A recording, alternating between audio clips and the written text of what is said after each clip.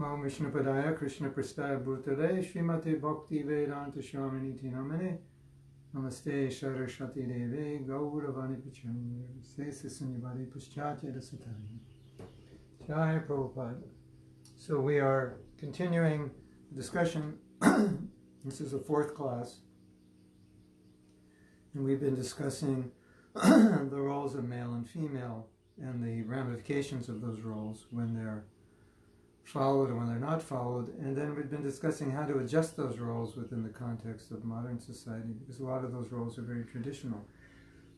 At the same time, because they're traditional doesn't mean they're not right or they're not appropriate, but it takes some adjusting. Just like fire is hot, that's a principle.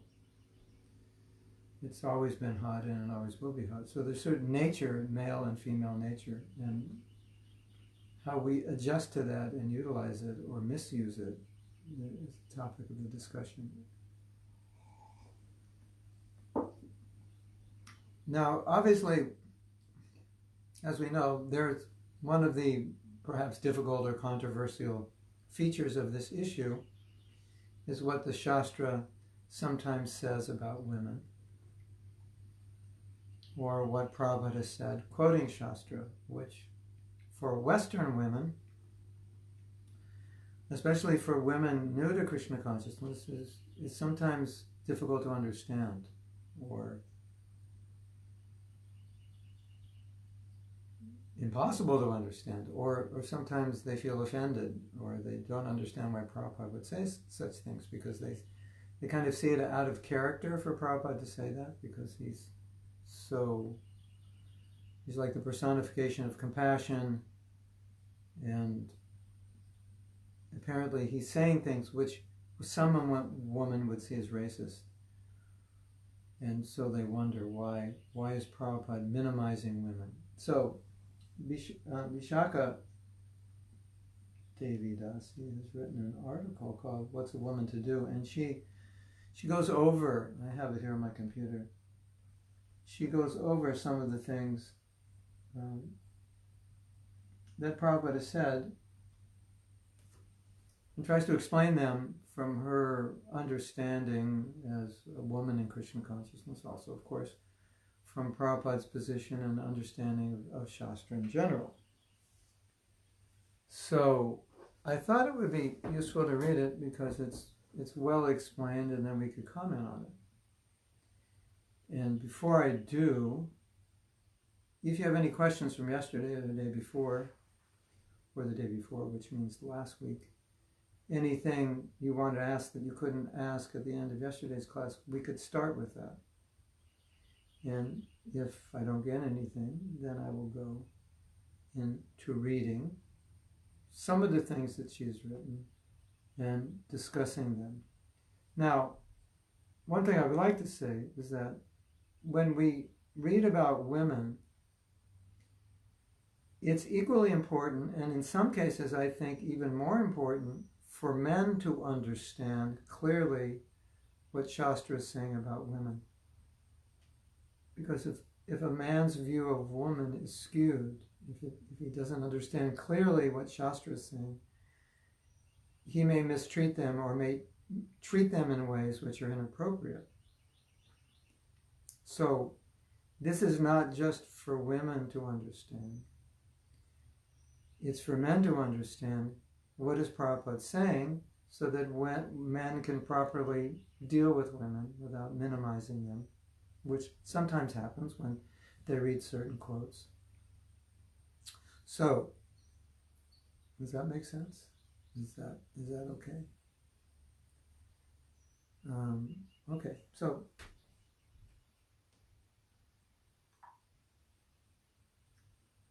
let's begin. It's called What's a Woman to Do? If you, I'm not going to read the introduction, I'm just reading the body, and in the body she quotes from Shastra or quotes from Prabhupada and then explains. If you want to follow along, What's a Woman to Do? You will find it somewhere on the internet. I think it's definitely on the Vaishnavi ministry page. So this is from the Gita, first verse first chapter, text 40. When irreligion is prominent in the family, O Krishna, the women of the family become polluted, and from the degradation of womanhood comes unwanted progeny. And now Vishaka says, I hope she doesn't mind her reading this. I don't think she would. This verse emphasizes the importance of woman's chastity. Women, Srila Prabhupada says, are the power of inspiration for men, and as such, are more powerful than men. Wow, did you hear that? Now all the men's egos are being shattered. But we see that, what did Prabhupada say, or as it said, there's Cleopatra. Cleopatra is the power behind Caesar. The woman is the power behind men.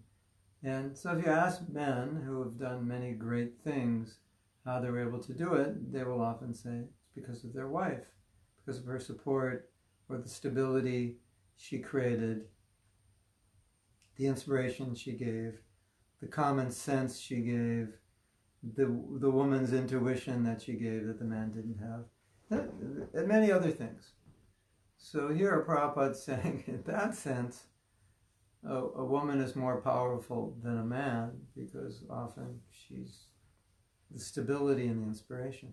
But what's also interesting is that how sometimes in ISKCON, amongst some circles, there's discussion of women being less and not being as powerful as men. But it's interesting because we know the way the world works, how powerful the allurement of woman is. So in that sense, you can also say they're more powerful because they're alluring all these men. They're attracting all these men by their power. So it's kind of funny to say women aren't powerful when basically men, at least ordinary men, are thinking of women in one way or the other most of the time. It's integrated within their life, even if it's their mother or their aunt or their wives or their girlfriends, or the girlfriends that they don't have that they would like to have, the beautiful women they see on the street. It very much occupies a man's mind. So how can we say women are not powerful, women are not, they don't have a lot of control? They have so much control over men. It's incredible, the control that material energy has given to this form of woman. So yes, they are very powerful. For example, mighty Julius Caesar was controlled by Cleopatra. Quote, this is Prabhupada's quote, such powerful women are controlled by shyness. Srila Prabhupada writes, therefore shyness is important for women. That's in the Bhagavatam 1.9.27. Once this control valve is loosened, havoc and unwanted children who disrupt their parents' lives, may later disrupt society. That can result. And so we discussed that yesterday. Woman is the chastity valve. If she is chaste, then we don't have this problem of unwanted pregnancy. When she's not chaste, we have this problem. And then, as we said yesterday, you can study this, that children raised in such families in general do not do as well, materially speaking. They're not as grounded and psychologically healthy as children raised in more stable families. Of course, you can be raised in a stable family and be unstable, but it's more likely you will be stable. It's more likely you'll be stable than if you're raised in an unstable family. If you're raised in an unstable family, there's a tendency to have more difficulty in your life. You don't have to. You can work on yourself. You can improve yourself if there is difficulty, but that tendency is there.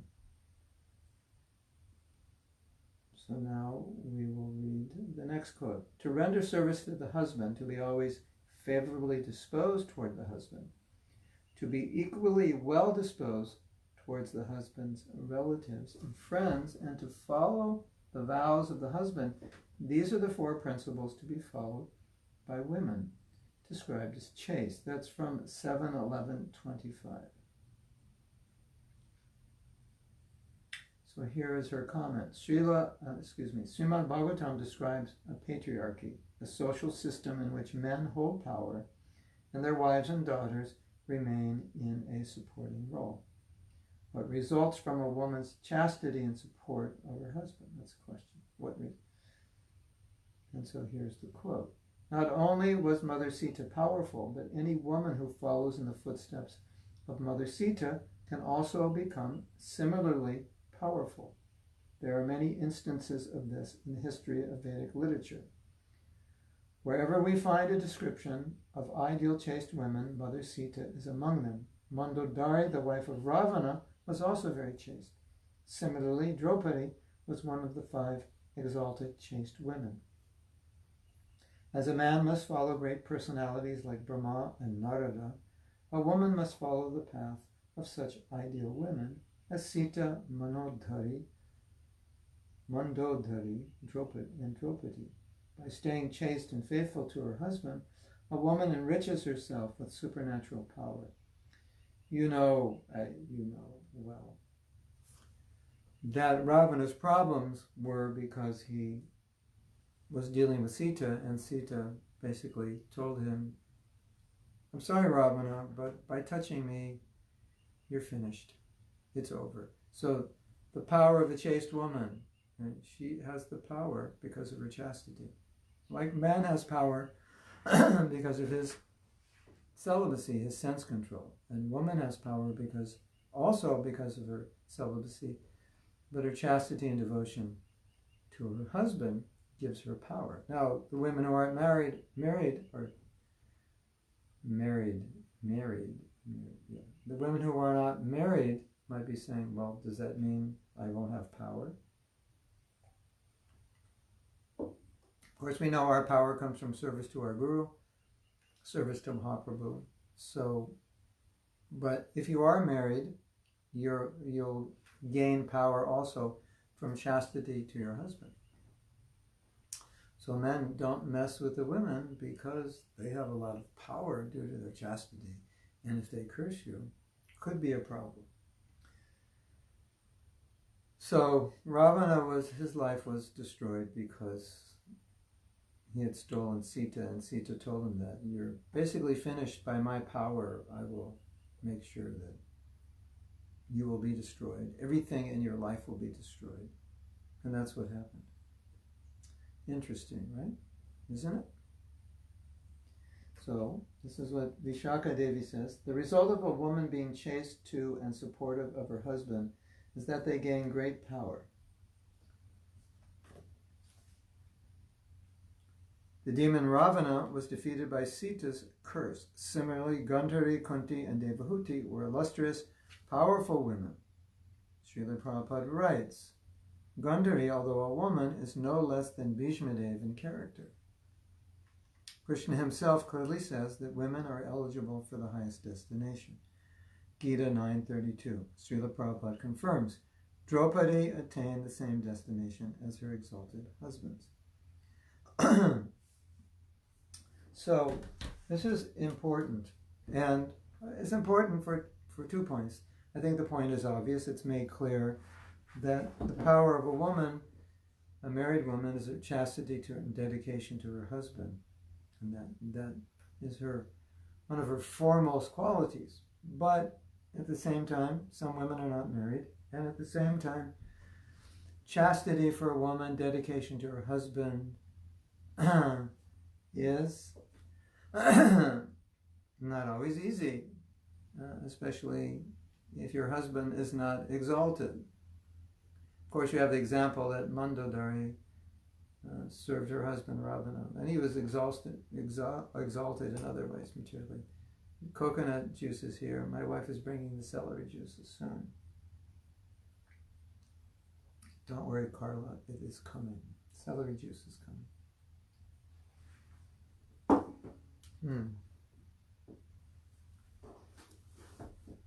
So, how to adjust, and how did Prabhupada adjust to the idea of a wife being chaste to a husband, but what if the husband is not very Krishna conscious, or the husband mistreats the wife, and it's making her life difficult, and it's making it difficult for her to be Krishna conscious?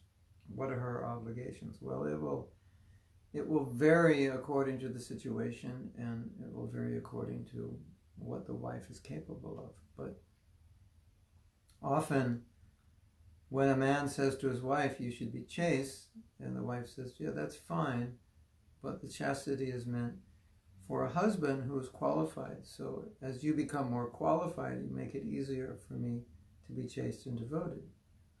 And that's true, obviously. Now, you might say, but still, it's the duty of the wife to be chaste. Of course, it's the duty, but the men should understand that don't make her duty difficult. If your wife is a devotee and you're not a good devotee, you don't follow well, you don't have much sadhana, you're not chanting your rounds, you're not following all the principles, and you want her to be chaste and devoted, then that's asking a lot of her. I think it's asking a lot even if you're a good devotee, because our women are not trained that way.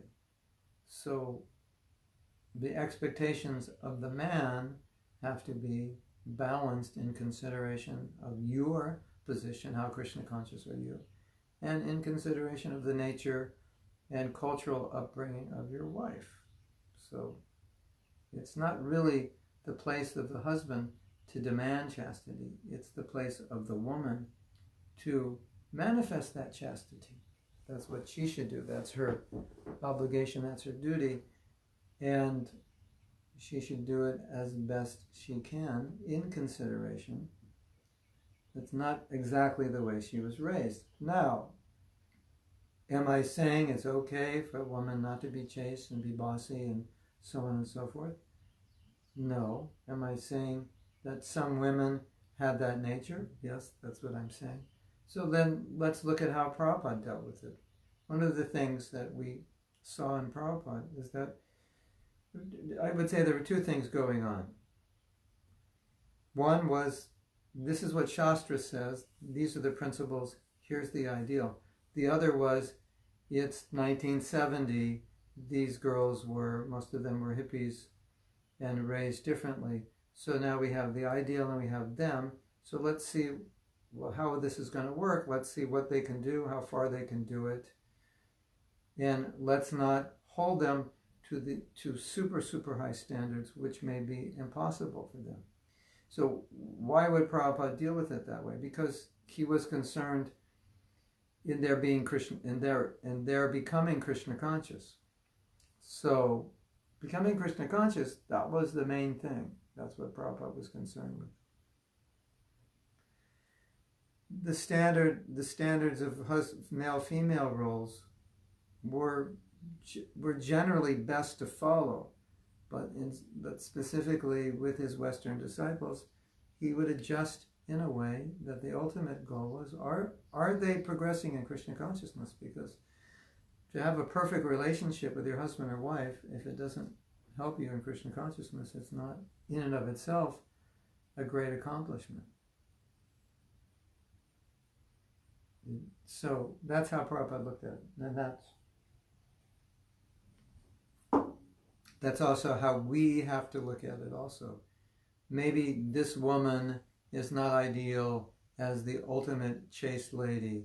Maybe she's a little pushy or a little powerful or a little controlling or demanding. And as a result, she's employed in doing services that require that. And so as men, we need to, I don't want to say tolerate that because that sounds derogatory. We need to understand that this is who she is and this is her nature. Just yesterday I heard something very interesting, a little bit of a sidetrack, but I think it's important. A young boy who probably has been in Mayapur since he's about 6 or 7 and was part of the Gurukul, lives in the Gurukul. He knows a million mantras and how to do pujas and so forth. And his father is a Brahmin, like born a Brahmin. India, Nepali And so he learned all these things growing up.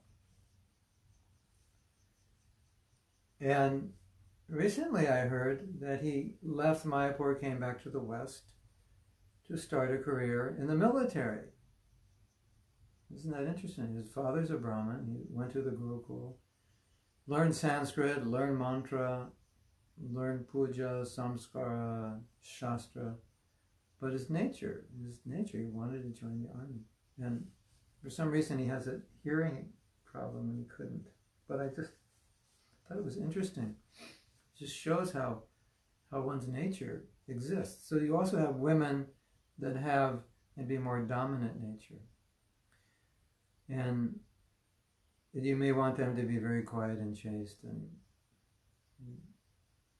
it's not really, you can't expect what you don't get. Now, I wanted to bring up another issue. Now, the issue in some people's minds would be, no, the women are not qualified for leadership roles, or they're not qualified for this or that. And of course, you could say that about anybody. Not everyone is a leader, not everyone's qualified for various roles. So I don't think solely that's an argument that you could levy against women. Maybe most women wouldn't make good soldiers or good mechanics. Like you could say that. Generally it's more of a male thing by nature, not by social conditioning. So you could make that argument. But the argument that has been made by some men is that no, I can acknowledge that women have lots of capabilities, and some women have capabilities as managers, and they can be better managers or leaders than certain men or some men, or maybe the existing leader or manager, she's better. We've seen that. Some ladies, very good managers. They can run temples, restaurants, zones. But their point is, socially, that may not be the best thing. So we say, Krishna Dasi is expert manager, expert leader. When she runs this project, everything goes well. But then you have men, let's say of a similar age or even older than her. So you have two problems. Can men, and I think it's difficult for a lot of men, and I think maybe more difficult for Hare Krishna men, devotees, to work with a woman, to work under, not work with her, to work under her, to take orders from her. That's one point that's been brought up. And the second point is just socially, that now the woman's the leader, so all these men are having to deal with a woman. Is that proper socially? Now, of course, the women can turn it around and say, well, if the man's a leader, then all the women have to deal with the man. So how do okay, socially it's not right, but then the women have to deal with a man who's a leader. So it just reverses that problem. I don't think that's a strong argument. Perhaps a stronger argument is if there's lots of men and one woman. Then you're saying, well, why is there a woman leader? Because there's so many men and all these men have to deal with the woman. Now, if the men are 20 and she's 70, it's different. You may know, I've told this before, you may know that Prabhupada wanted Jamuna, at least Jamuna said the story, that he wanted her to be a GBC. He was thinking about her being a GBC, and he gave her a lot of responsibility. She did a lot of management, and he saw that she was a good manager. So definitely, there are women who are good managers. There's no question. And definitely, not every man is a good manager. Some men are not cut out for management. It's just, we all have different natures. But then Prabhupada thought about it, and the reason he decided against it, according to Jamuna, was that Prabhupada said the men wouldn't accept it. So the men didn't want to deal with a woman in a position of authority. It would maybe they wouldn't be able to work well with her or follow her as a leader, because the male ego is such that he would rather have a woman follow him than he follow a woman. So that is a consideration, and that's a time, place consideration. And I just wanted to bring that up because I wanted to make the point that it's not that that there aren't women who are qualified to do many things, but that many men in the movement will make the consideration, is it socially proper? And I think it's a valid question to ask. And it would depend on the social environment, whether we consider it socially proper that this woman is a leader. Let's say we have a woman who's qualified to be GBC. And all the men in that zone are happy that she's GBC and she's in her 70s and it's working well. Now, I don't think that's a problem. Some people would say it's a problem because it's not a woman's role. Traditional role of a woman is to be in the home.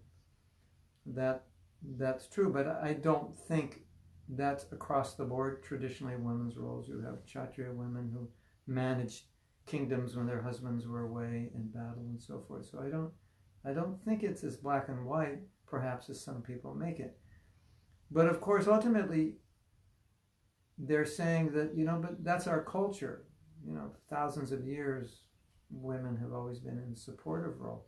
Now you're putting in a more dominant role.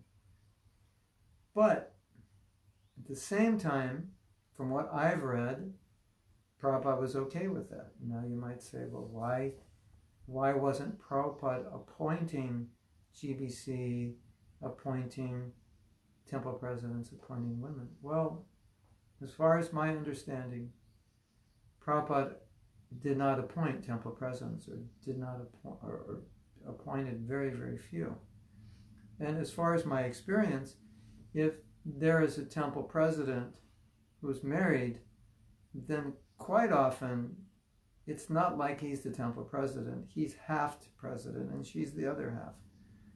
And of course, because they're married, they're working together, and the male face is there as the president officially, it's easier for most people.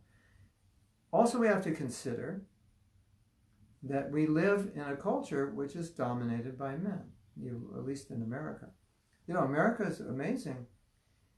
Compared to India, there's such a higher percentage of women in government in India than in America. Isn't that interesting? India is supposed to be conservative, America liberal, and they have more women in government. That's interesting. They have women gurus. That's also interesting. So that does shed a little bit of light on these arguments, because even in India, we're finding more and more women in these positions. Now, more conservative devotees will say this is unhealthy. More liberal devotees will say this is necessary if we want to attract women. But the conservatives will say, well, we don't want to create a culture in which women are dominant. The liberals will say we want to create a culture in which everyone can serve. So these are the arguments that go around, and I think we have to look at it on an individual basis. If a woman's qualified to do a job, there's no man to do it, she can do it well, the results will be good, then look at other ramifications in terms of the social interaction, how the devotees in general feel about it, and so forth. We also, we're not striving to be politically correct, but at the same time, we're striving to encourage people. And Western devotees have pointed out that it handicaps the preaching to some degree if you have a very male-dominated culture. Because now in 2019, it's becoming, it's still male-dominated, but male-dominated cultures are really looked down upon. And so we don't want to compromise our principles. At the same time, we want to be relevant. At the same time, we don't want to create situations in which women who come to join Krishna consciousness won't feel comfortable, won't feel inspired, won't feel that they can't do what they're qualified and capable to do. Now, for men, at least one thought I have, men, imagine that whatever you're thinking about the culture and social interaction between men and women, the culture of women in ISKCON, a position they should and shouldn't have. Whatever you're thinking would be the best thing, imagine you being born as a woman and then being raised in that culture. And being born as a woman in the West, not as a devotee, or even as a devotee, but not just being trained, being influenced by Western culture, as we all are. And now you're in ISKCON that has a certain culture. What kind of culture would you like it to have? Would you like it to have a culture in which basically your only choice is to get married and stay in the home and make flower garlands and similar services? Or would you like a culture which gives you more opportunity? Or would you feel that having more opportunities is not socially acceptable and you would actually be happy just doing more domestic duties and so forth? And let's say, what happens if you're a woman and you like to teach, you're an intellectual, you want to get a PhD. How do you deal with that? Many of those men would say you shouldn't do that. And so this is the discussion that I've been privy to that goes on.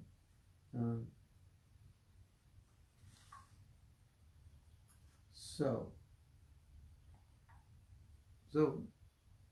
definitely we know, as men, we definitely know that women who are supporting us, women who, not necessarily agreeing with us, but women who are, we know this woman is my wife and she'll always be my wife, and she's not an adversary, she's not always fighting with me, but she has my best interest in mind, she's always supporting me. Obviously, that's what a man wants, and obviously that's what a woman should be. Now, as far as these great chaste women, they were examples of women that I don't think we see in the world today, or it's very rare. They didn't argue with their husbands, even if they felt something was wrong. Although, okay, I can't say they didn't argue, but generally they didn't argue, and generally they would go along with whatever their husbands wanted, even if they didn't agree. So as I was saying before, to expect a woman in today's culture, even in India, to be on this standard, that may not be realistic. And especially for a man to expect it, it's not proper. And women, you have to look at these great female examples and see, well, how much of this is realistic for me? How much of this would my husband even expect of me? And same thing for men, when you look at examples of very exalted devotees, very renounced devotees, then you look at that and you say, well, what can I do now? How much of that can I do now? So I think we have to see it the same way for women, because just as men might look at the 6 Goswamis who were practically had given up eating and sleeping, and just completely renounced.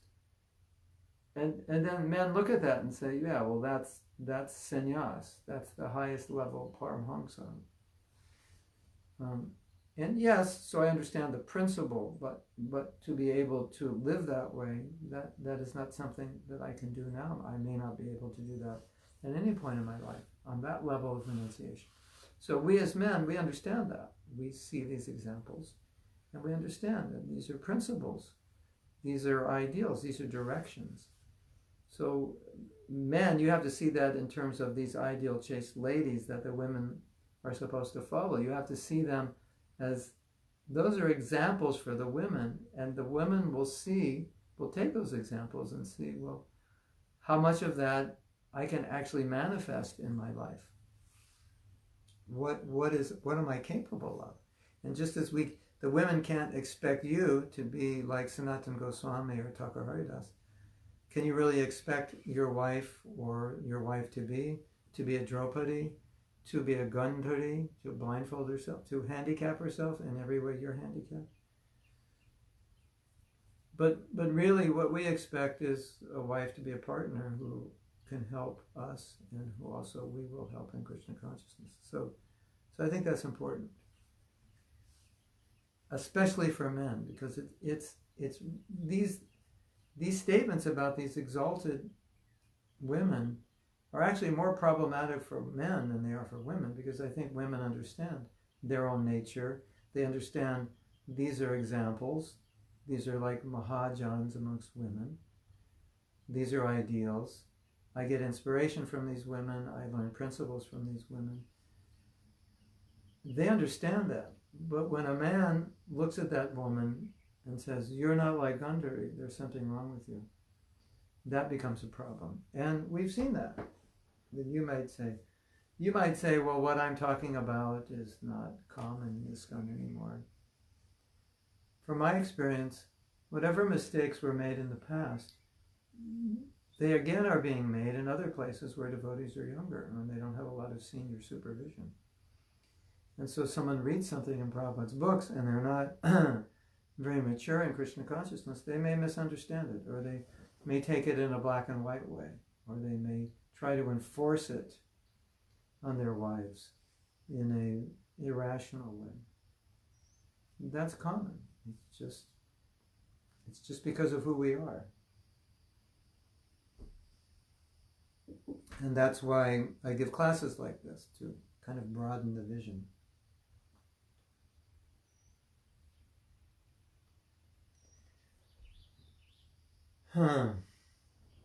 In Vaishnavism, qualification is not based on body, but on individual consciousness. Not based on the body.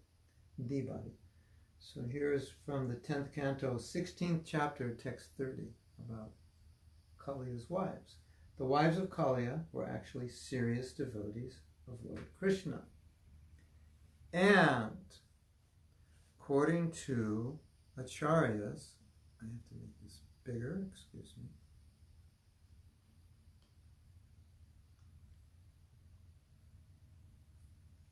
According to the Acharyas, they had often tried to convince their husbands to surrender to Krishna.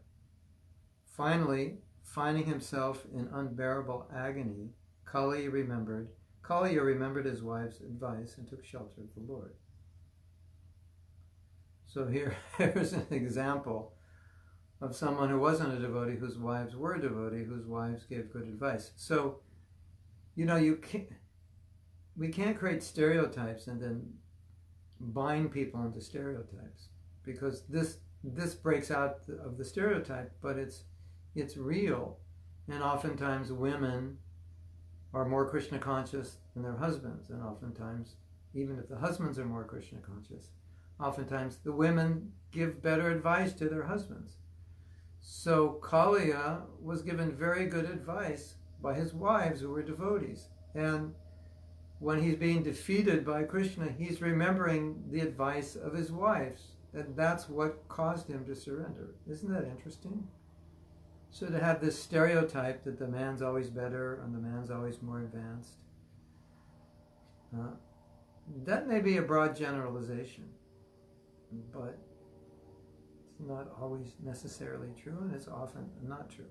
In another statement, Vishwanath Chakravarti Thakur explains that Kaliya's wives, who were great devotees of Krishna, had been disgusted with their husband because of his demoniac activities. They had been thinking, let this atheist be killed by the Supreme Personality of Godhead. We'll be widows and engage in his worship. Interesting. Just see how Krishna conscious they were. But after Krishna had danced on Kaliya's hoods, his wives understood that Kaliya had taken shelter of the Lord within his mind and had become humble and remorseful. Then they thought, quote, just see, our husband is becoming a Vaishnava. We must try to protect him. Although Krishna killed other demons, he spared Kaliya. Because Kaliya's wives were great devotees of the Lord and offered him loving affection, Krishna withdrew both Kaliya's offense against the Lord's devotee, Garuda, and that against the residents of Vrindavan, who were very dear to him. Isn't that interesting? Srimad Bhagavatam 10:1664, cited in the purport by the followers of Srila Prabhupada. Such is the power of the Nagnapati Nagna Patni Vaishnavas. So now here,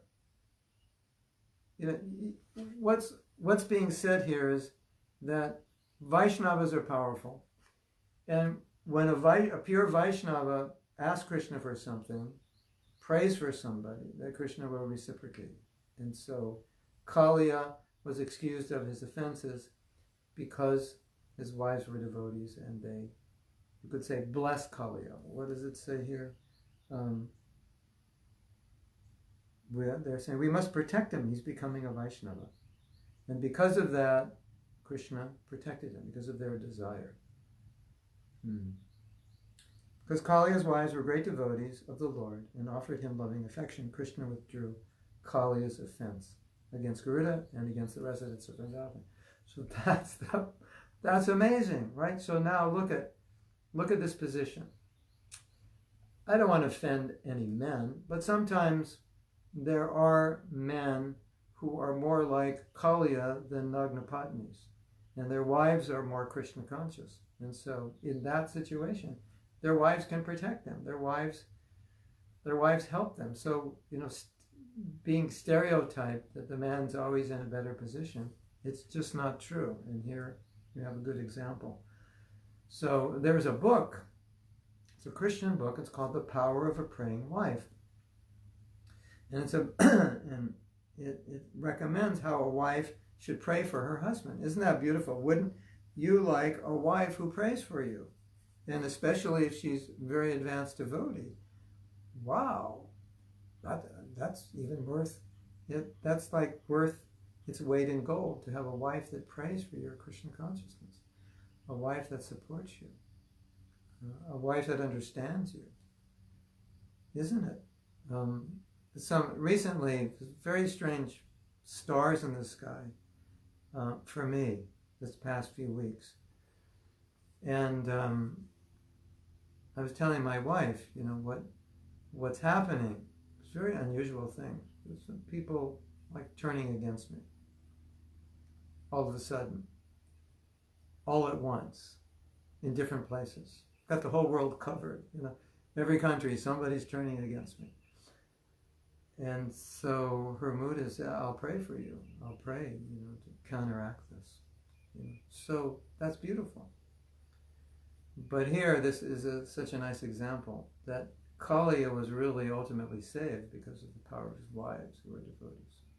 So, the power of a praying wife. Ladies, pray for your husbands. Even if your husbands are very Krishna conscious, pray that they'll continue to be Krishna conscious. That's a beautiful service you can do for your husband. Another example from Krishna's pastimes of how qualification is not based on the body, but on the consciousness.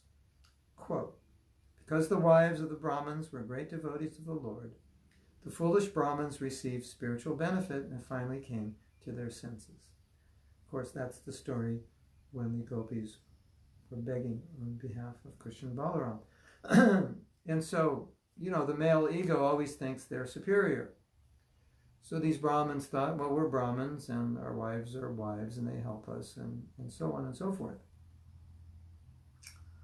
When they finally realized their mistake in refusing to offer Krishna and Balaram a gift, some food, and their wives did it, then they realized their wives are much more advanced than they were. They appreciated that, but they didn't appreciate that before. So no man should think, just because I'm a man, I'm more Krishna conscious than my wife, or I am more Krishna conscious than any woman, and I have nothing to learn from any woman. But that would be a huge mistake, because it's not true. And one of the things that I've learned from women is that women don't see things like I do, so they have an angle of vision. They often have an angle of vision that I haven't thought of, or I perhaps would never think of. But because they're women, they see some things differently. And that broadens my vision. So even if we're saying it's not a question of who's smarter, it's also a question of women have different angles of vision, or we say women have woman's intuition.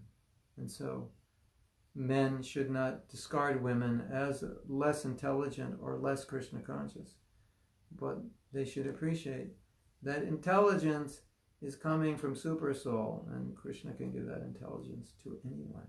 And as women, they see the world slightly differently. They have a certain kind of vision on situations, which is important. Now, one of the reasons it's important is as we're managing a movement, if we don't get input from women, we may tend to neglect their needs and how they see the world. And this is something I've seen.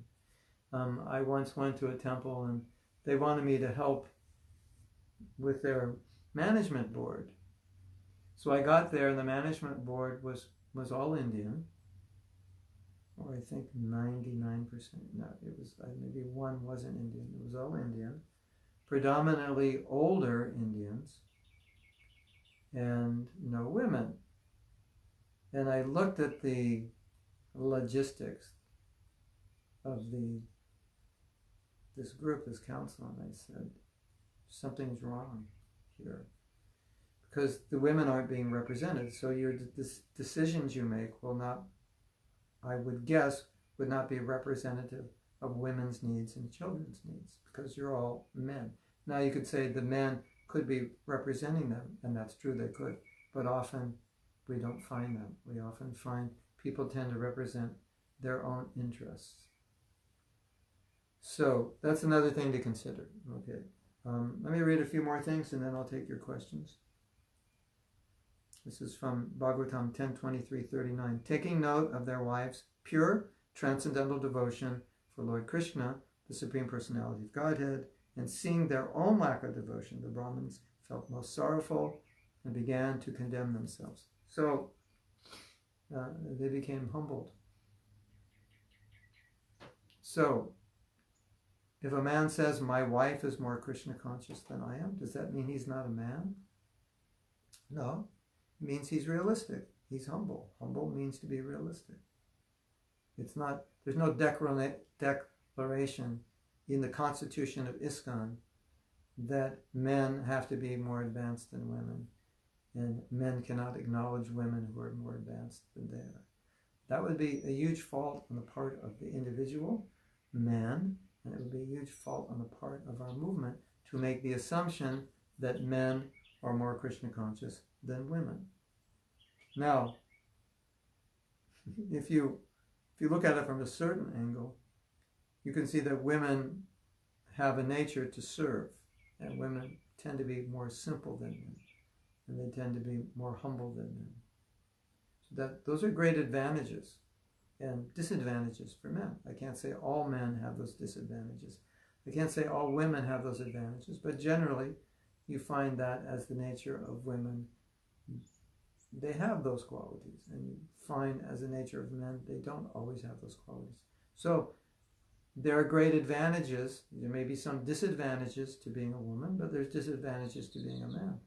And there are some great advantages to being a man and great advantages to being a woman. So to be so black and white that women are inferior, men superior, we all have our advantages and disadvantages. So I think it's important to recognize that. And here, the Brahmins are recognizing their own foolishness in that. And I think if we could do something similar, it would be good for us when and where applicable. So, we can read more of this next week, and I will take your questions. If there are not a lot of questions, then we can continue reading. So just let me go back to the first question.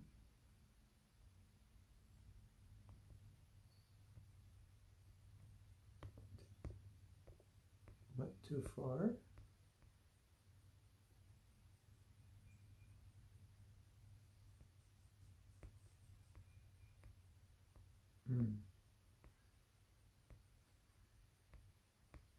Okay, first question is, where's the celery juice? I'm asking that question also. I'm waiting for it. My wife is busy, so she may not have time to do it. Krishna Gardashini says, I like the culture giving women choice to do what they want to do. That's the Western culture. So yeah, as long as you're in a temple, if everyone agrees with you, then you're fine. Yes.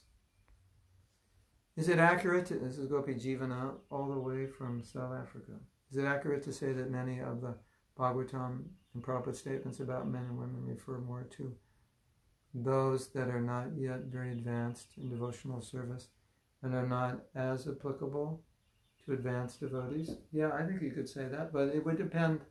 I mean, you could, like in general, you could say that, but some things will apply even to advanced devotees. Some things are inherent in the nature of the male and female. But particularly when we're talking about weaknesses, then often Prabhupada would say, but you women, you're Vaishnavis, so you don't have that weakness. And I think it's obvious also that as someone is more advanced, then the inherent male or female weaknesses would be transcended or purified. So the answer is yes and no. Some things are purified and transcended. Some things are hardwired within nature. So, but specifically when we're saying women less intelligent this or that, as we've been discussing the last few days, you have to understand it within the context that Prabhupada meant it. Women as weaker physically, men as aggressors, women needing protection from men as aggressors. Yeah, that's always going to be there, even if the woman is very advanced. She'll still need some kind of protection from potential aggression that could be offered by men. So, you have to know where to draw the line. But, as I think we said yesterday, when female devotees sometimes would ask Prabhupada, are women actually less intelligent? And Prabhupada would say, but you're Vaishnavis, so you're not women. So that's his way of saying that doesn't apply to you. You're not ordinary women. So Carla's asking, the gopis have lady bodies and they're exalted devotees. Yeah, not lady bodies, not material lady bodies of this world. See, the body you have in the spiritual world is a manifestation of your relation with Krishna. So if you're in conjugal rasa, then you'll get a female body. If you're in friendship, you'll get a male body.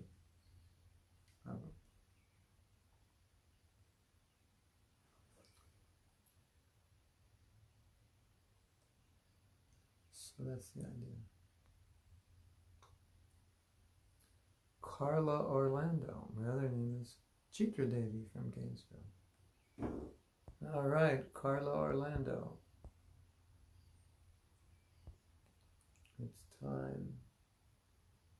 Carla Orlando. So we'll see you at the Sunday feast.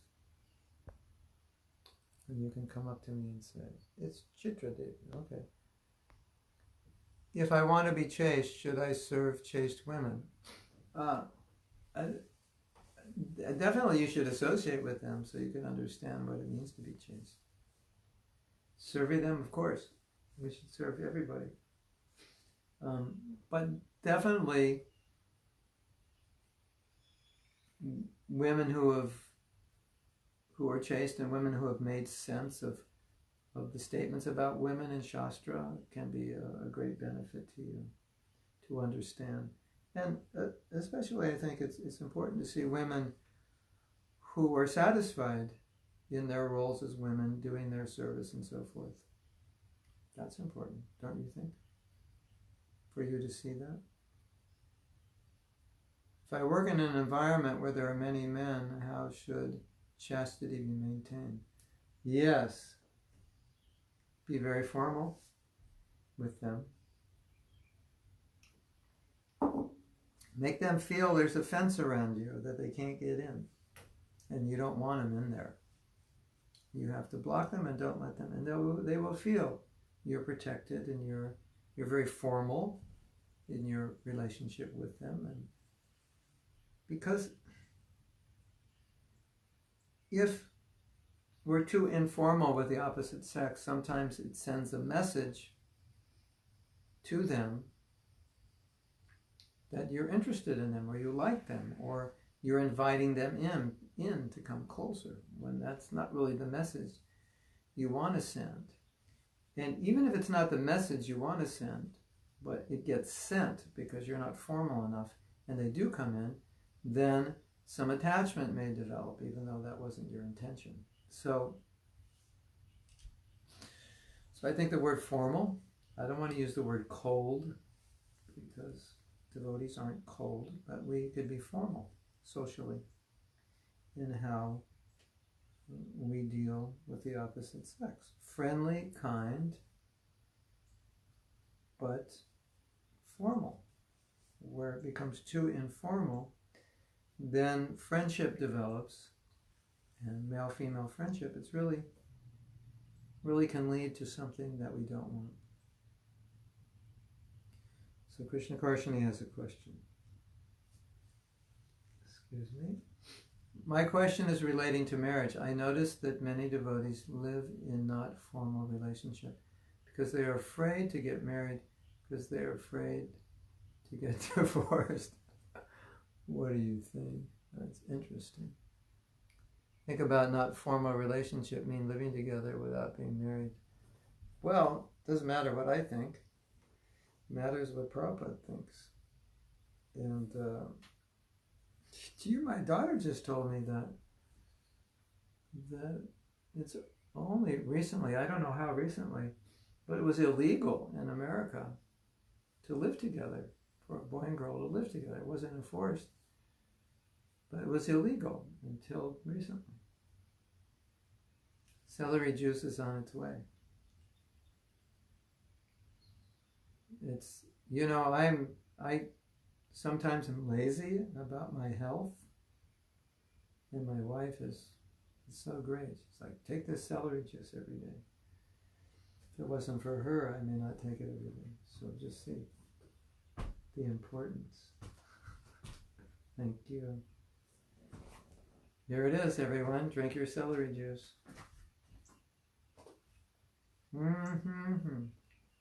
Okay, so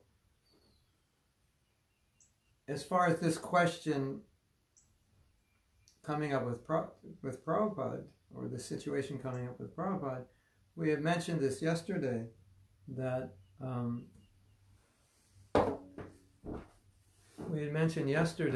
when Prabhupada saw the boys and girls were living together or associating together, what did he do? He told them to get married. Now, someone has told me, well, if I don't live with them, then I won't know who they are and how they are. And so I have to do this in order to know the person better. But statistically speaking, from what I've read, is that if a couple living together for a while gets married, they have a higher rate of divorce. And I think the reason is because, as you said, they don't want to commit. So the fact that they're living together is a sign that they don't want to commit, which means perhaps they're less committed people, and therefore when they get married, it doesn't work because they haven't learned how to be committed.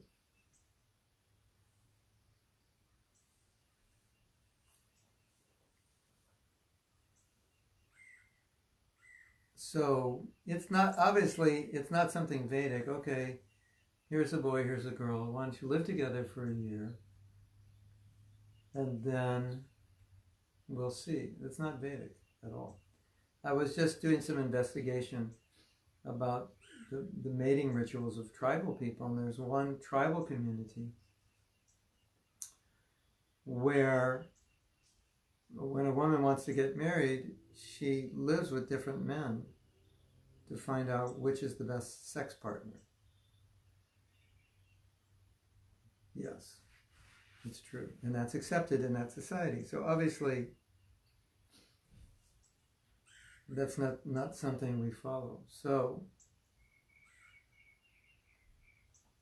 living together with another guy is a new modern invention, which I am certain Prabhupada would not approve of, because everything is about commitment. So if you want a partner of the opposite sex, you're supposed to pay for it, and you pay for it with commitment to the person.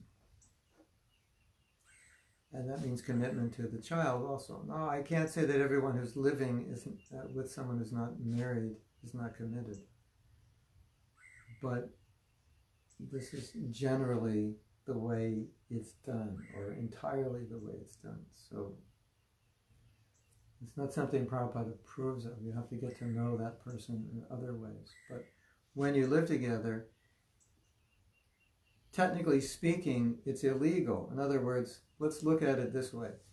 In Vedic culture, separation from male and female, sexual control. That's the basis. The more you control yourself sexually, the better chance you have of going back to Godhead. That's the idea, okay? So let's start there. We want to be as renounced from sex as we can. For those who can't be renounced, then what do? They get married. One husband, one wife, sex for procreation. These are the ideals. These are the instructions.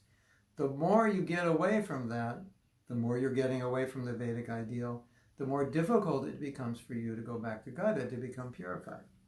So I think we have to, you have to see everything not in terms of what makes you happy, but you have to see everything in terms of what liberates you. So what liberates you is reducing anything sexual, reduce it as much as possible. As we said yesterday, when Prabhupada was talking about polygamy, he said, well, why should we have polygamy? We're trying to give up sex. So why do we want to have so many wives? We want to reduce it. So you start with this point. Can you be a brahmachari your whole life? Could you do that? If you could do that, do that. Even for a woman, could you be single your whole life? If you could, do it. If you could live peacefully and happily and be single, do it. How many men and women can do that? Very few. Okay. So next stage, I need to be married. I need a woman, I need a man. Okay, so now we come to price. What's the price of that? The price is commitment. The price is taking care of that woman, taking care of that man, protecting that woman, serving that man. That's the price. And the other price is commitment. Okay, you can have a man, you can have a woman, if you commit that that's the only man and woman you'll have in this life. Then you can have them. That's the price you have to pay. That's the Vedic standard.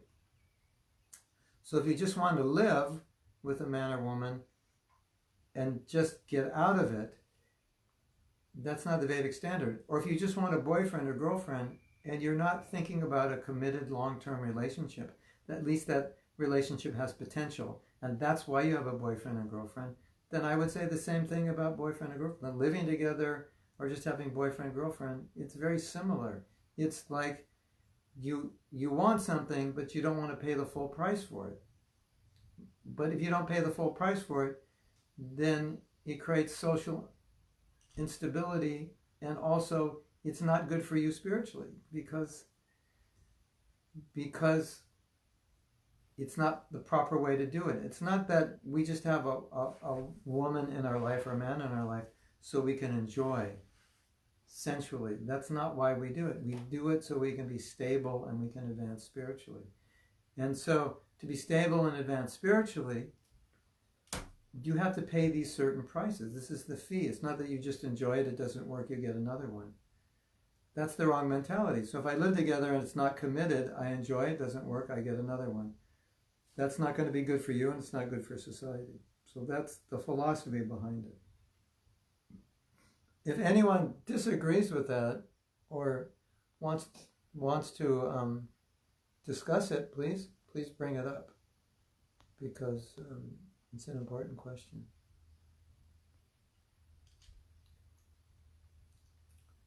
So Radhapriya is saying,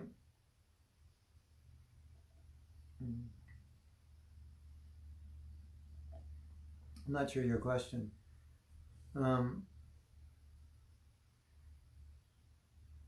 She's saying, if I'm formal, then it looks like I'm just apathetic.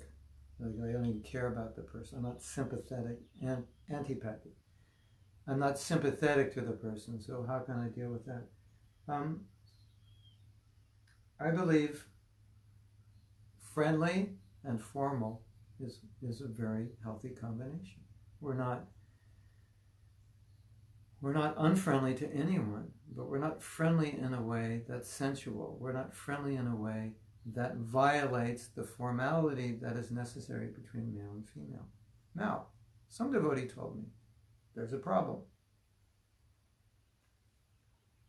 And this kind of, the problem in the workforce, this kind of brings us back to the original point, or one of the original points I was making, about women being qualified to do something, but socially it's not working well. So you have men and women working closely together in the workplace. So one devotee said, yes, what's going on now in the workplace is you have your workplace spouse, this person you're working close with, you have this relationship with. So you have a spouse at work, and then you go home and you have another spouse. Now, we are weak living entities. Can you work closely with an attractive member of the opposite sex day in and day out and not become attracted? That's a good question. And the answer is not always. So you have to be very conscious of that.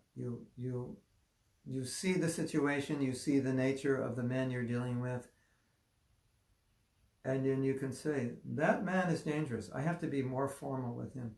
This man, he's older, he's got a wife, he's very religious. I don't have to worry about him. So you have to know who to worry about when you're in the workplace, because some people are very open and very sensual, and they'll hug you and they'll kiss you just to say hello and this and that, and you want to go out to lunch and tell you how beautiful you are. One devotee told me how he dealt with it, and some women who are not married also deal with this. He said whenever a woman was kind of hitting on him a little bit, or he felt something there, he would talk about his wife a lot. And some women in some situations, in order not to be harassed by men, they wear rings on this finger like they're married. Or they talk about their boyfriend that they don't have just because they don't want this man to harass them. So these are things you're going to have to see. It's a difficult situation. We can work together, male and female, but there's certain boundaries.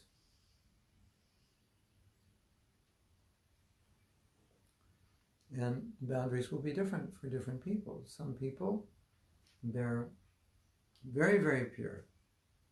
And it even looks sometimes like they're very intimate and very open and revealing.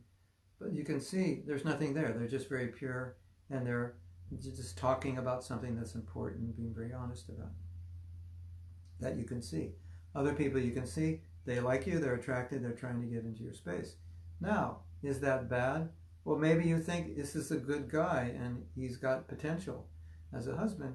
You may want to allow him into your space, but that should be a conscious decision.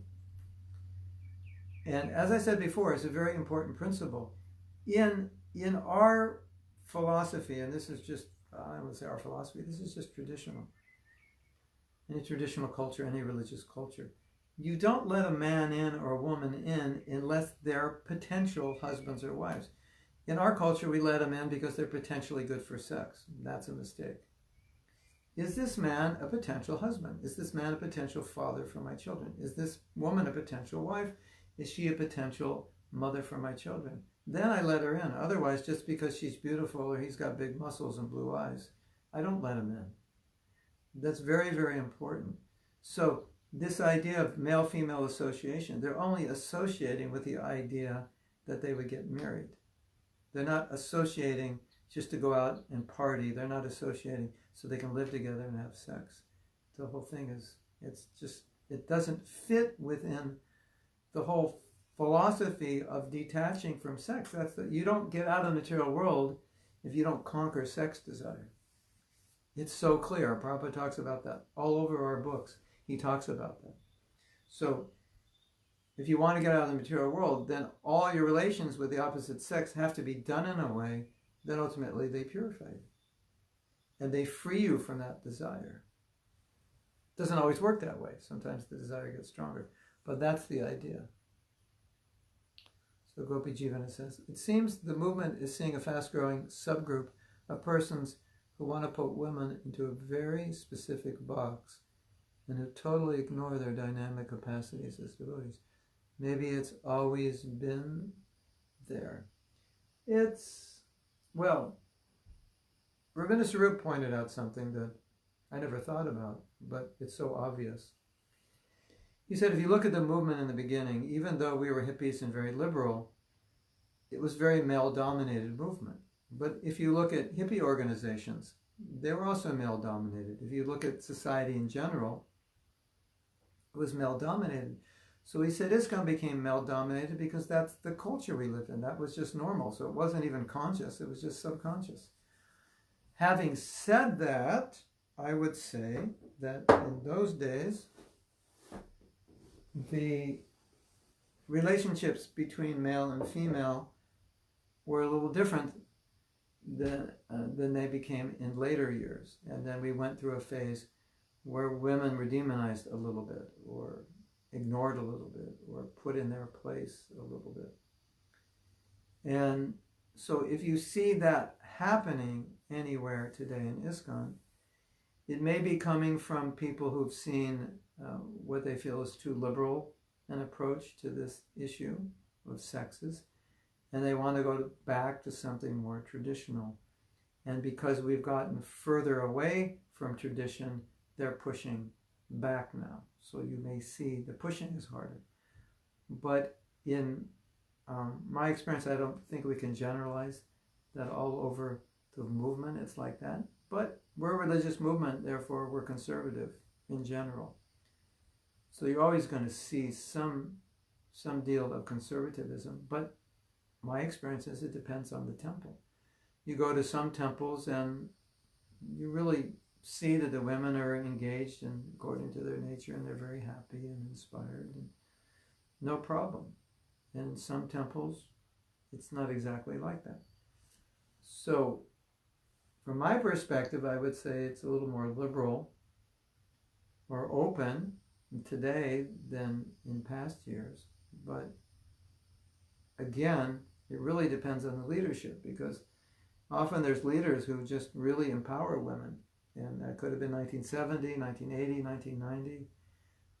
They're very into empowering women, and women have never been restricted in their services. They did what they were good at. And some leaders are more restrictive, and some cultures are more restrictive. And so generally where cultures are more traditional, more Indian, you'll find women not always doing everything that maybe women would do in Western countries. So then the question is that our philosophy? Well, that's what we're talking about now. That's what we're debating. I think we need to be sensitive to the culture we're in and how devotees are feeling. Because let's say you have a temple president, and the temple has a secretary, and the secretary is a man, and they're always working together closely. Then it may be unhealthy, and people may feel awkward about it, and we may just say, well, you should have a female secretary, this is awkward, or vice versa, a man having a male secretary. If people feel something's wrong and something needs to be changed, then we have to be sensitive to it. Whatever our principles are, we still need to be sensitive to what devotees are feeling and saying. Now, devotees may be feeling and saying something because they're just not educated properly. And so we can educate them. But still, in spite of our effort to educate them, we have to be sensitive. So when we go to India, it's a certain culture. We go to Russia, it's a certain culture. China, it's a certain culture. America, England. So we're a little bit conscious of this is how it's done here, right? And you will see if you exist well within the culture, people will appreciate you more. Because in some cultures, They expect you to be very formal and distant. In some cultures, they expect you to be very close and emotional and sensitive. And so if you act within that culture, you connect more with people. You act the way they act, what they're familiar with, what they're comfortable with. And if you do something they're not comfortable with and it comes to your notice, then don't do it, even though it's okay in your country. But because it's not okay in that country, it's better not to do it, even if it's not wrong according to Krishna consciousness. That's just my experience. So, adjusting is, Prabhupada obviously adjusted to preach in the West. So adjustment is necessary.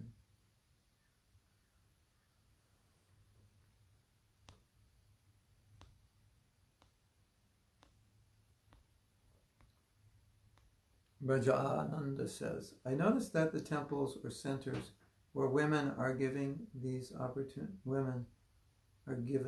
opportunities for leadership and service, we find a very normal, joyful atmosphere. Krishna House, in my opinion, has done a good job. And I find it one of the most exciting places to practice Krishna consciousness in this country.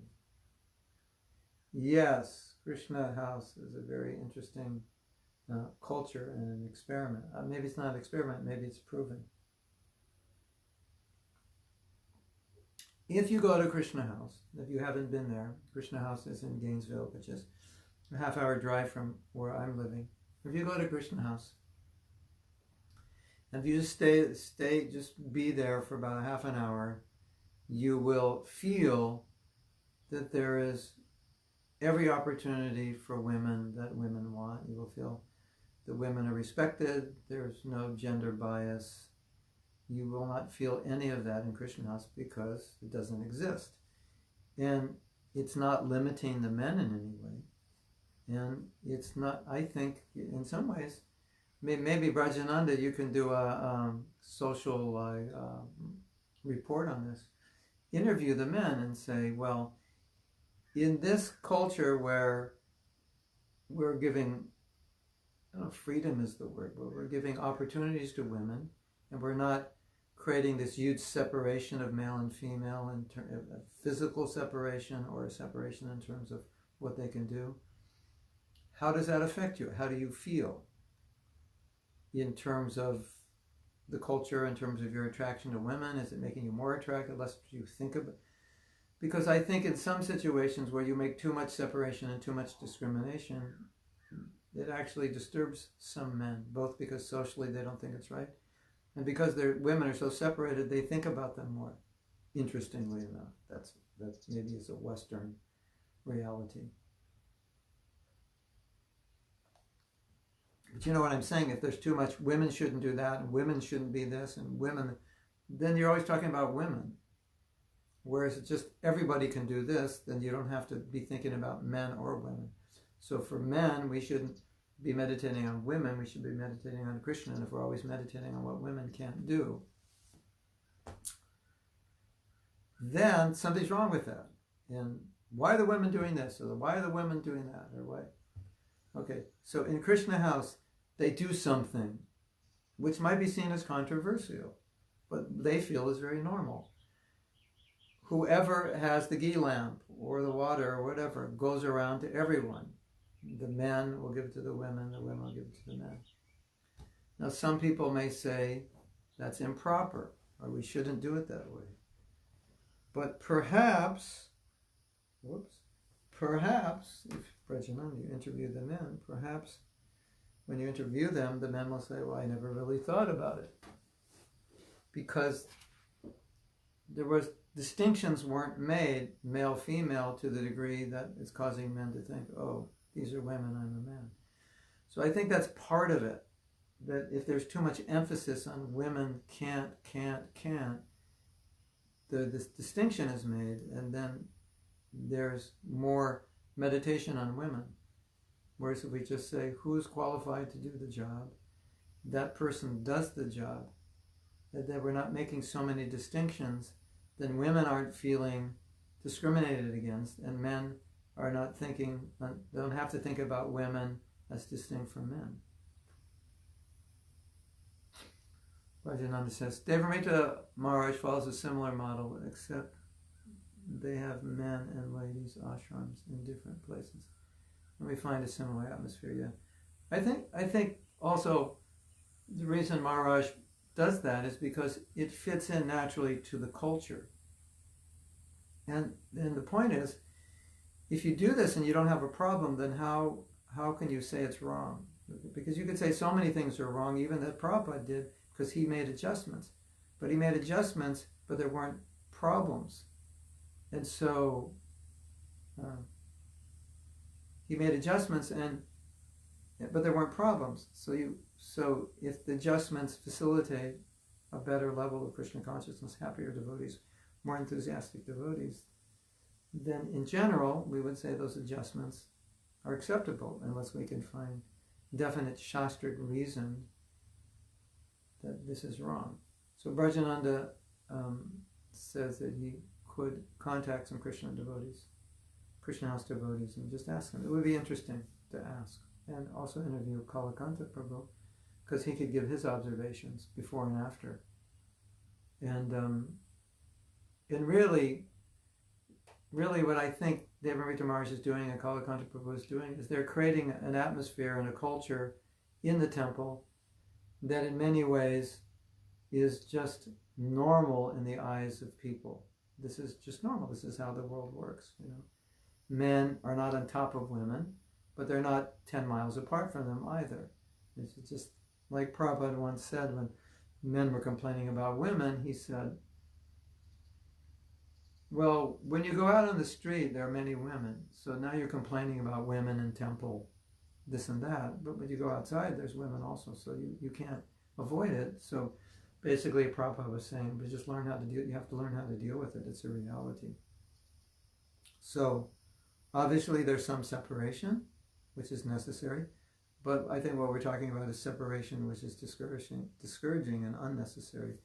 And if it creates a problem for women in general, it should be a concern of leadership that women are not inspired to serve in particular ways because they're being discriminated against. And this is also a reflection of where society is going today. And so women are more and more outspoken about the injustices that are perpetrated against them and the gender bias and so forth. And so to some degree, we have to, be in touch with the realities of the culture that people are coming from. We don't want to compromise our culture, but we have to understand their culture. And then we want to adjust in a way, like Krishna House or the Loft program has. So we maintain our principles at the same time. When people come in, they don't feel like this is really weird. Why are the women in the back and the men in the front? Or why this and why that?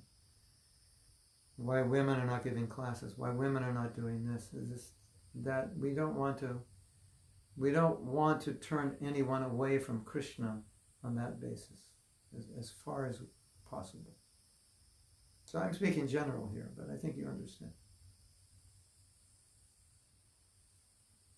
what I'm saying. So is that okay? If it's not okay, if you have comments about this, please make them. Again, I think that this is really a decision that leadership in local temples needs to make, according to the culture, according to the vision, according to what they're trying to create, the kind of people they're trying to attract, where they want to take these people in Christian consciousness, how these people think when they come. All these things have to be considered and then determine what's the best way to bring these people to Krishna consciousness. And sometimes we may compromise, quote unquote, compromise a principle because we think by compromising this principle, we can bring more people to Krishna consciousness, and then when they're Krishna conscious, we can explain to them the principles.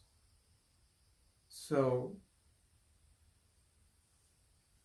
if you do that to preach and say, we'll compromise our principles, so we offer vegan food, vegan prasadam, because so many people, right? Okay, so we do that. And then they become devotees, and we explain why the cow is important and so on. And then as devotees, they then may choose to take milk products or non-violent milk products, ahimsa milk products, and so forth. So you try it, you look at it, and you see, okay, we made this compromise. Did it work? And you might say, well, yeah, we've got twice as many people coming to our Sunday feast, or we did this kind of kirtan and we've got more participation in it. We had some more instruments or something, better musicians. So, if you're thinking, quote unquote, we're going to compromise something, or maybe it's better to say we're going to try something we haven't done, always look and see the results. Because if you had to go to Prabhupada and say, Prabhupada, we took off our dhotis and put on Western dress to distribute books, then you'd have to say, but this is the result. Otherwise, what's the point? Well, we didn't distribute any more books. We didn't make any more devotees. Then what's the point of doing that? But as a result, we've distributed 30% more books because more people will stop. We've got more people at our Sunday feast. This year we made more devotees. We said, okay. Did you do anything sinful? No, I just took off my dhoti and put on pants. Basically, that's all I did. Maybe I took off my tilak. But as a result, so much good came from it. So then you have to look at that. I said, no, we didn't compromise. But are you getting the result you want?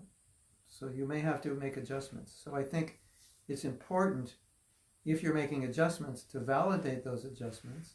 Number one, they're within the context of our philosophy that it would be okay to do that. There's nothing inherently in our philosophy that says this is wrong, but you may feel it's a little far from center and maybe a little watered down or compromised. Okay. So if you're conscious of that, but you think, but I think this will work. I think this will bring in devotees who we will then train without compromising. Then you have to see, did it work? Because sometimes all it did was attract people who weren't interested in Krishna consciousness. Sometimes if you water it down, you get people who don't want the real thing. They want more of the watered down version. And so you have to look at that and say, well, I tried to give them Krishna, but they didn't want it. Or they were ready for Krishna because they trusted me. Even though I watered it down a little bit, it built trust in me. And then when I took the water out and boiled the milk, they were able to digest it because they trusted me. So these are things you have to think. Brajanan says, I appreciate your comment about balancing the modern culture and not compromising our principles. So yeah, it's a juggling act. And this is always going to be the juggling act that we're all faced with. It's easy to compromise principles, and in one sense, it's easy not to compromise principles and just I don't care what anybody says. These are our principles. We're not trying to be PC. This is what we do. That's easy. To water it down and compromise, well, this is what people want, this is what people need. That's easy. To do both, that's not easy. So that's the challenge. Okay, we can compromise this, and this, but at this point we can't. That's as far as we can go. Because at this point, if we compromise, then it degrades everything. That's how we have to see. If I compromise this, what has been the result? Oh, things got better. Fantastic. So that was a good, I don't know if compromise is the right word, but that was a good decision. So, yes. That's the challenge. We always have to maintain principles, because principles is our strength, it's our energy, it's our where we move in Krishna consciousness. That's how we go forward. So,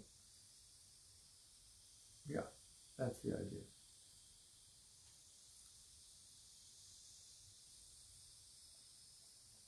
I can tell you personally, I have lots of ideas for preaching, and I've done a little study of some of the more successful spiritual teachers outside of our movement, people who are teaching similar things, and studying what they're saying and trying to figure out why are they successful. And some of them are hugely successful. They've sold millions of books, they have hundreds of thousands of followers, of people that like them, that listen to them, people that are totally influenced by them, and they try to understand, well, what are they saying, and how are they doing things? How are they doing things in a way that they're so popular, so much more popular than we are? And now you might say, well, maybe they're just watering things down, or maybe they're just not teaching what we're teaching. And in some cases, that's true. It's a watered down version of what we're teaching, or it's a totally different thing than we're teaching. It's just in the, general spiritual realm, but it's more about the mind or more about relationships like that.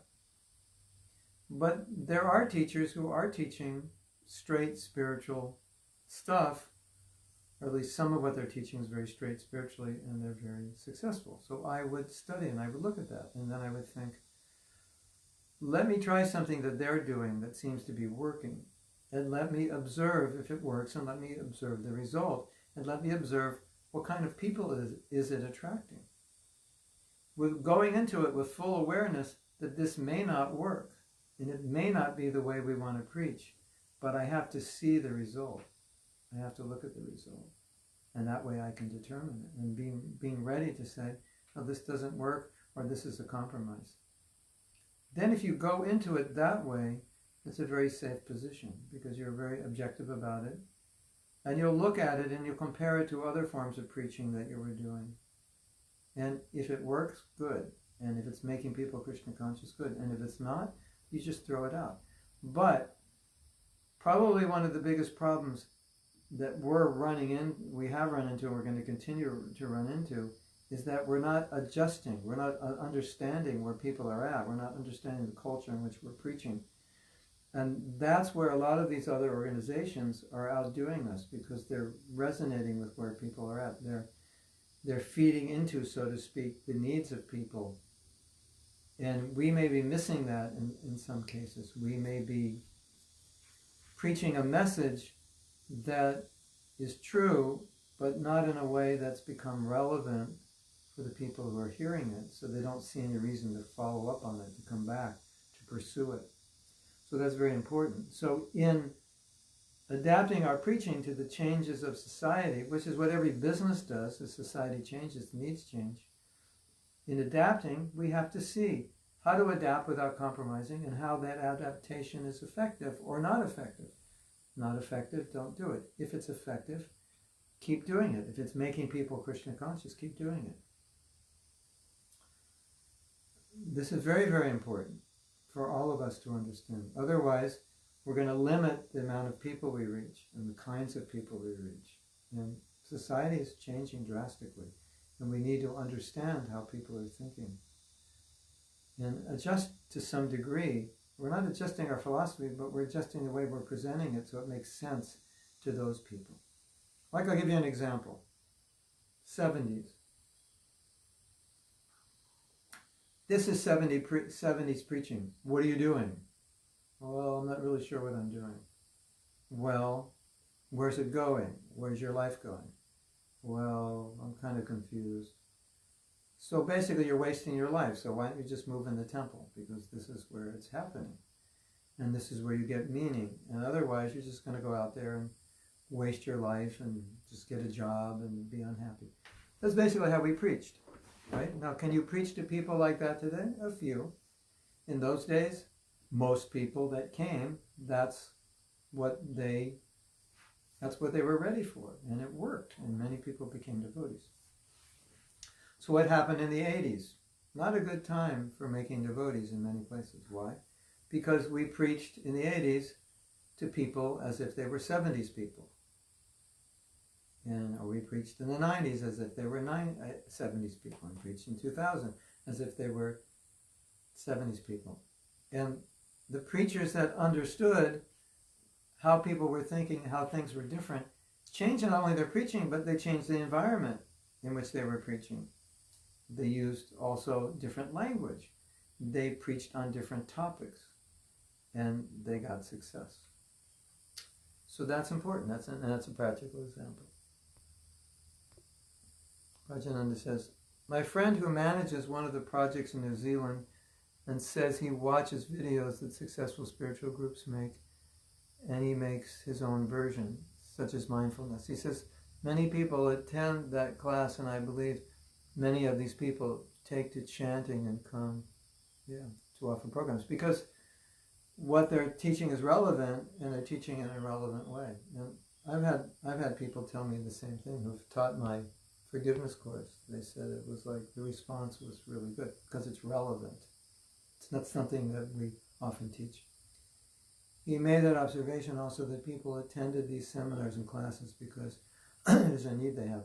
This is just marketing 101. What's the problem? What's the need? How do you solve it? So our job is understand people's problems and solve it with Krishna consciousness. And that may take a little more expertise in understanding, number one, what the problems are, number two, how to solve it. But one good news, which I can relate to you,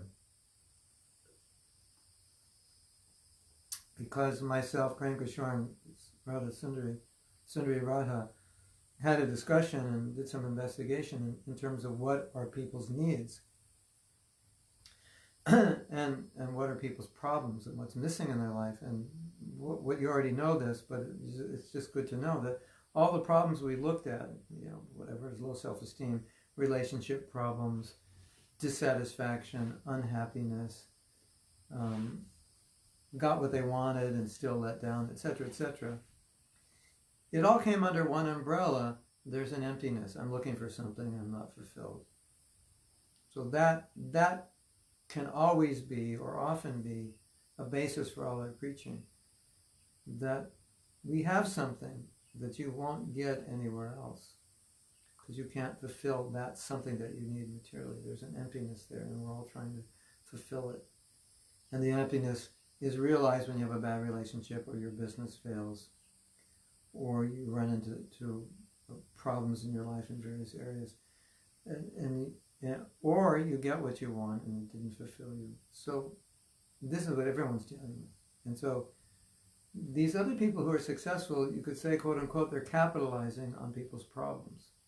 But as a teacher, that's really what you're supposed to do. You're supposed to help people solve their problems. So capitalizing means, in this sense, you're solving the problem. But capitalizing means because you solve the problem, they trust you and they want to learn more from you.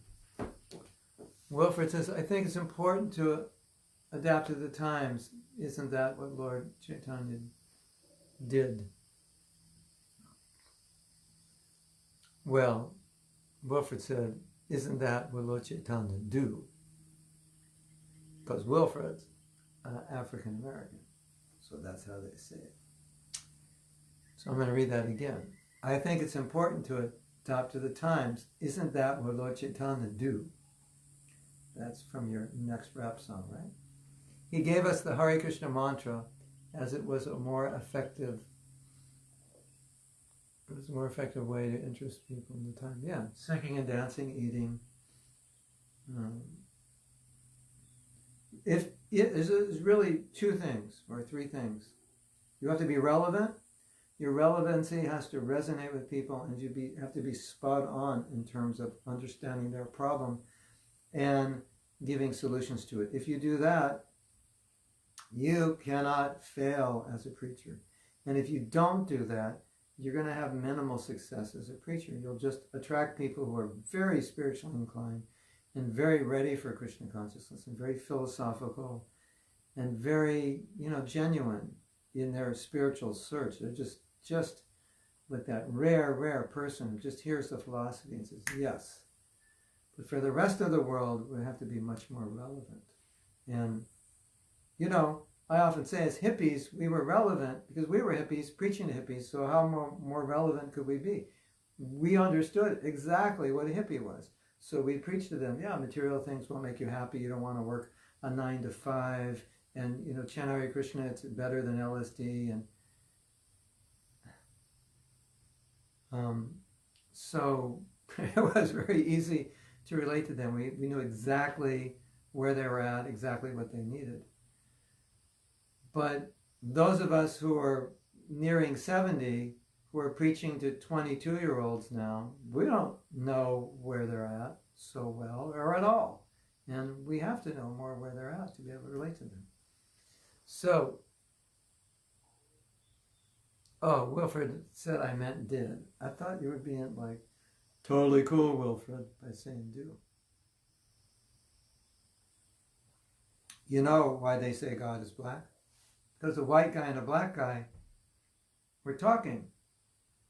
And the white guy was saying God's white, and the black man was saying God is black. And then all of a sudden God spoke. And then he said, I am what I am. And the white man said,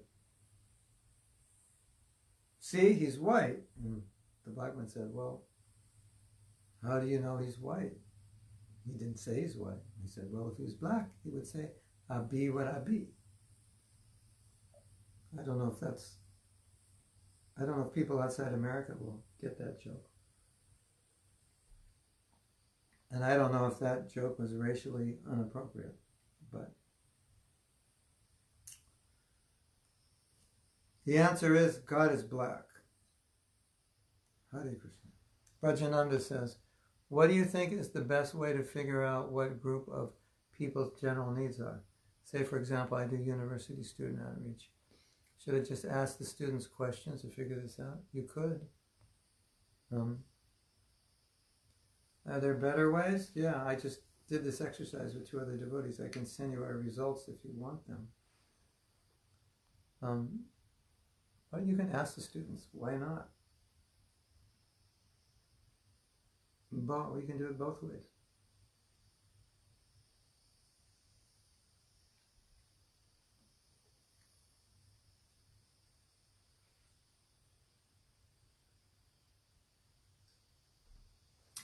So send me an email, mahadadeo. Oh, Wilfred's not cool. So he really meant Lord Chaitanya did, not do. Oh, Wilfred, be cool. And you can attract other cool people. You can ask them, you can also understand.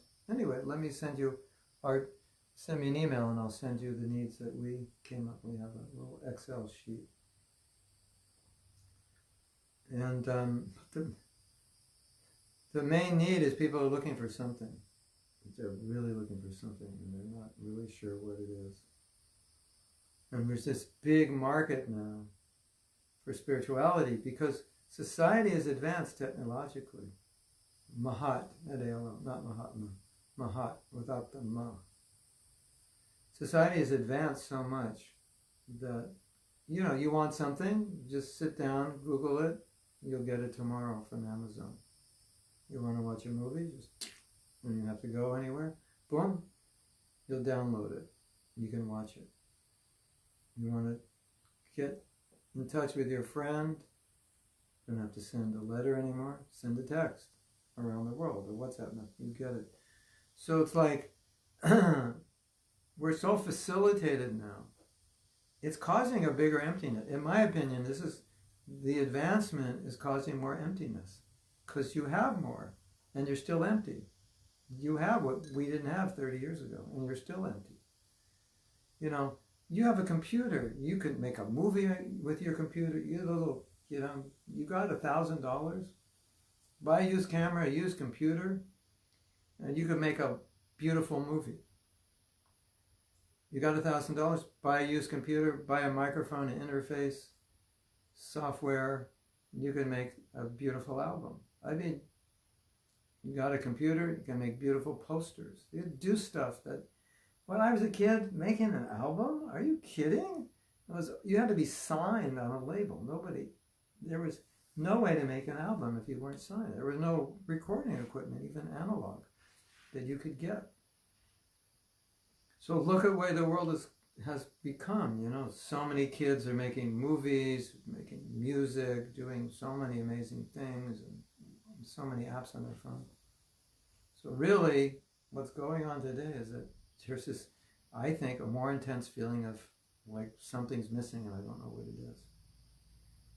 And that's why people are going to so many organizations, Buddhist or this, self-development or this or that, because they're feeling more acutely something's missing. And if we don't give it to them, they're going to get it somewhere else. Someone else is going to try to fill that vacuum, and maybe someone else will give them some sattvic something and fill that vacuum.